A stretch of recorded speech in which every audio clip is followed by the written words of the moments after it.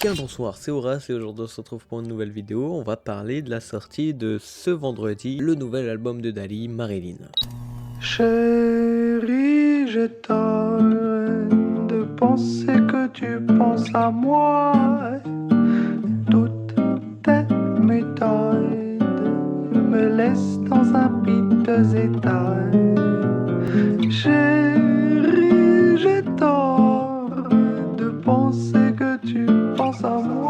Bon, clairement on est sur une masterclass et je vous conseille d'aller l'écouter parce que c'est vraiment du miel. Ça vous aidera pour faire votre propre avis et pour faire vos propres analyses. Je vais analyser chacune des musiques de l'album et ensuite les classer pour voir quelle musique est la meilleure. Bon, Dali je vous le présente plus et si vous le connaissez pas, je vous mets la petite fiche au-dessus qui vous permettra de vous diriger vers mon ancienne vidéo où je le présente. L'album est composé de 8 titres comme ses deux autres albums et un clip. Quand dans le premier album on retrouve beaucoup de références religieuses et que dans le deuxième on retrouve beaucoup moins de références religieuses, le troisième album va se rapprocher du premier parce qu'on en aura pas mal. Dali va imposer un style un peu plus triste dès son premier son, les deux pieds contre le mur.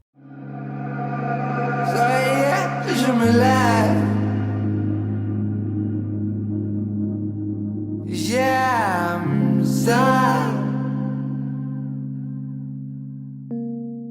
Dans ce titre d'à peine 1 minute 53, on retrouve un Dali très sombre, voire même dépressif. Dès la deuxième phrase, il nous fait des références religieuses. Et il nous précise très clairement qu'il a chuté, suite à une déception dont on n'en a pas encore l'origine. Et c'est tout, l'album commence avec ce titre. Une musique hypante comme jamais, très court mais très bon. Et cette musique, je la classerai directement en A. On passe maintenant au deuxième son, Anderson .Paak. J'ai encore envie que tu m'appelles depuis que t'es parti avec l'autre là-bas. J'aurais adoré te plaire, j'aurais adoré te faire danser encore une fois.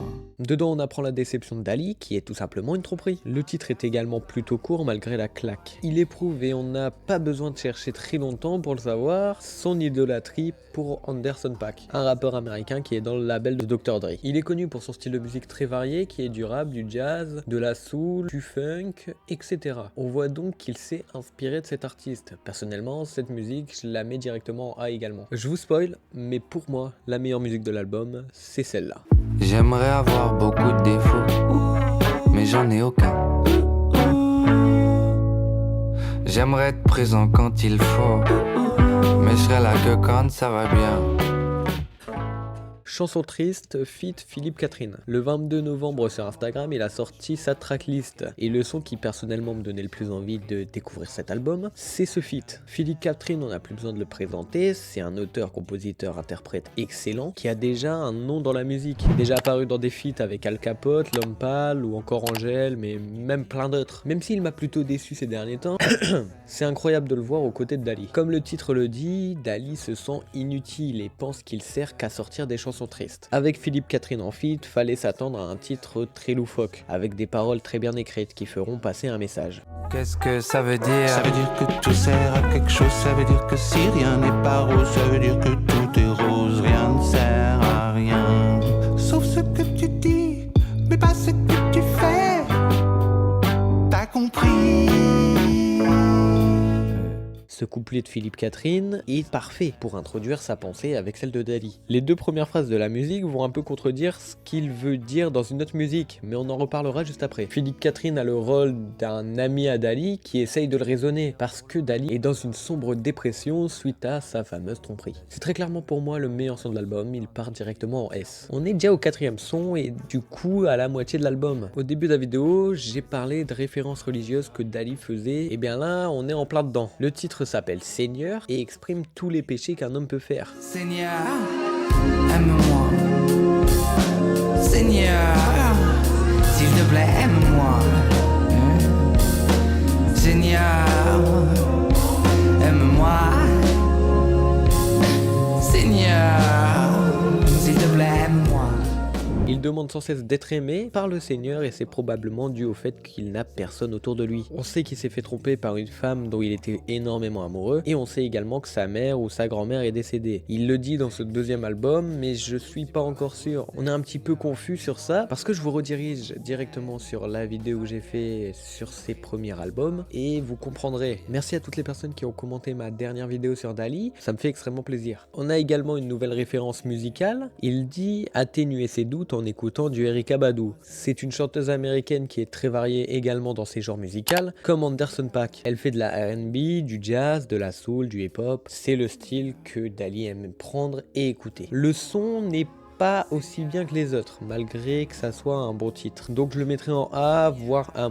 Cinquième son, Gaga. Deux phases de cris d'envie dans le même corps. Elle est celui qui vit en escorte. Gaga, Lady Body qui m'absorbe. Deux phases de cris d'envie dans le même corps. Elle est celui qui vit en escorte. Gaga, Lady Body qui m'absorbe.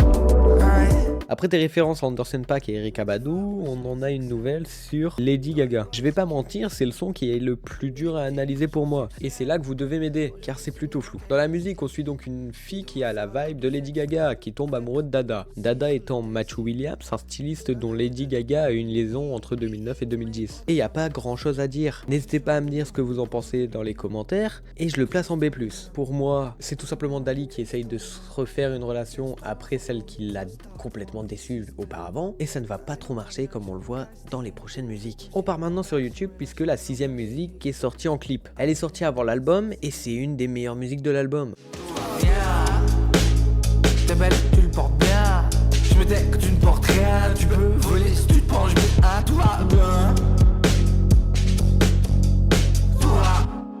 Je pense qu'il a sorti ce son en avance pour jauger un petit peu et savoir comment l'audience allait réagir à son nouveau style. Forcément, les gens ont kiffé, le travail paye toujours. Au niveau des paroles, on n'en a pas beaucoup, le son est plutôt court. Dali va contredire sa musique en feat avec Philippe Catherine puisque dès les premières phrases, il dit « j'ai beaucoup de défauts ». Et c'est tout, les paroles ne disent rien de plus. Mais la réalité, c'est que c'est une suite à la musique Gaga. Dans la musique Gaga, il rencontre une femme et il tombe amoureux elle aussi. Dans la suite, il devient complètement un canard, la meuf est une michto. Il lui achète plein de trucs et malheureusement il voit pas que la meuf se fout de lui. Mais on en reparle à la fin de la vidéo. Tout va bien est une masterclass, je le place en A. Pour le 7ème son, personne ne s'y attendait, mais Dali nous a sorti un titre de bossa nova. Et le pire c'est qu'il dure 5 minutes. Et mon dieu quelle masterclass. Il dure en effet 5 minutes, mais il y a un solo de guitare pendant 3 minutes et c'est incroyable. Chérie, j'ai tort de penser que tu penses à moi.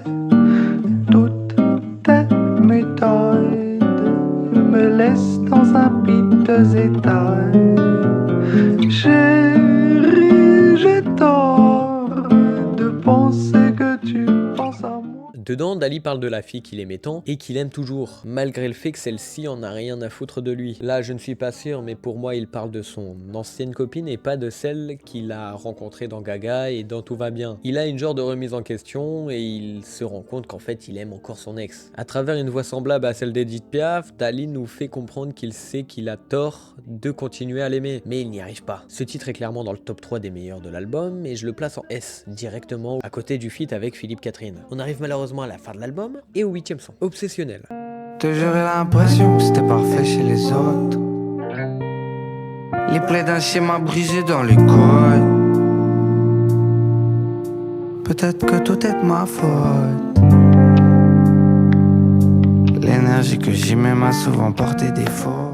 Et c'est là que mon analyse part en théorie. Et donc, je suis absolument pas sûr de ce que je vais avancer. N'hésitez pas à vous faire vos propres analyses et vos propres théories vous-même. Grâce à ce dernier son, on comprend que Dali se pense obsessionnel et pas important à ses yeux et aux yeux des autres. Beaucoup de personnes vont probablement se reconnaître dans ce son, et moi le premier. L'impression d'être mauvais peu importe ce que l'on fait. Regarder les autres faire et les voir réussir, se sentir détesté. Il a envie d'aimer comme il a envie d'être aimé. Lui, la seule chose qu'il demande, c'est d'être comme tout le monde. Maintenant que l'on sait ça, on comprend beaucoup de choses. Le puzzle se termine enfin. Il se remet tout le temps en question et le premier son dit « Est-ce que c'est bien d'avoir sorti des extraits de l'album sur mes réseaux ?» Dans le deuxième son, c'est exactement la même chose. Il se fait tromper et les premières choses auxquelles il pense, c'est « peut-être que j'aurais dû faire mieux » ou « peut-être que j'aurais dû me taire ». Encore de la remise en question. On est clairement sur de la culpabilité permanente qui ronge Dali à petit feu. Dans Chanson triste, on a une acceptation de sa culpabilité et il va quasiment abandonner. Et c'est là que Philippe Catherine entre en jeu. Il va essayer de le raisonner et cela va avoir un effet positif puisque Dali va essayer de se bouger. Dans le quatrième son, il s'excuse auprès du Seigneur pour ses pensées obscènes et il dit prendre l'habitude de sourire quand ça ne va pas. Pour Gaga, je ne suis vraiment pas sûr de ça, mais j'ai l'impression qu'il rencontre une nouvelle femme et qu'il essaye tout simplement d'oublier son ex, mais il va pas réussir. Quand tout va bien, c'est la suite de Gaga et en fait, nous, on se rend compte qu'il est complètement berné par cette femme. Il lui offre plein de cadeaux, mais il se rend pas compte que la fille se fout de lui. Il s'en rend compte malheureusement dans le septième son. Dans Love, c'est là que Dali se rend compte qu'il a aimé une horrible personne, mais pas qu'une fois, 2 fois. Il n'arrive pas à arrêter de l'aimer. Et donc, je pense avoir tout dit sur ma théorie. Je placerai Obsessionnel également en S, et vous pouvez découvrir actuellement mon classement final. N'hésitez pas à m'écrire en com ce que vous aurez fait vous comme classement. Je les lirai avec un grand plaisir et je réponds à tous les commentaires. Merci d'avoir vu cette vidéo. N'hésitez pas à me suivre sur les réseaux et à liker. Ciao tout le monde.